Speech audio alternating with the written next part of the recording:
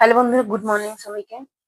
তো সকাল সকাল চলে এসেছি। দেখো, এই যে 9 পিস ব্লাউজ কাটিং করবো। এই কয়েকটা ব্লাউজের পিস নিয়েছি।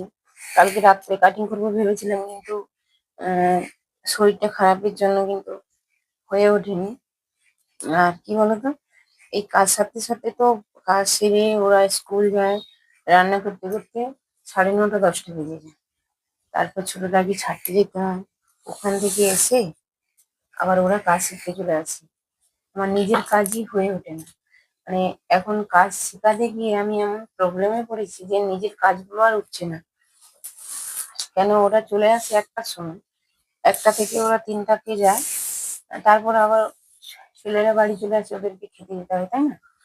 তো এই কারণে আর নিজের কাজ হয়ে ওঠে না।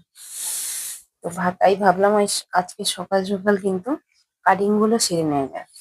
কাটিংটা করা থাকলে হয়তো জয়েন্টটা তাড়াতাড়ি করে নিতে পারবো।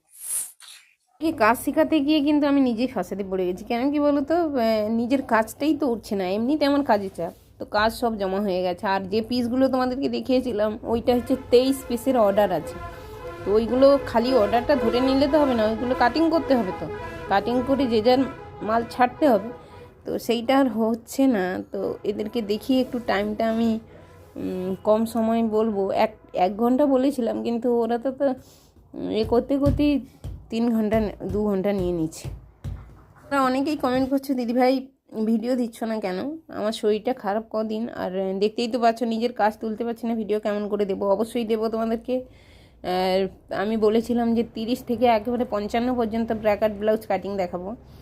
একটা একটা করে প্রত্যেক দিন দেবো। একটু শরীরটা ঠিক হয়ে যাক আর নিজের কাজগুলো তুলে নিই, তারপর কিন্তু তোমাদেরকে অবশ্যই দেবো। আর এই 3 পিস কাটিং করেছি, এবার কিন্তু আর করতে পারলাম না।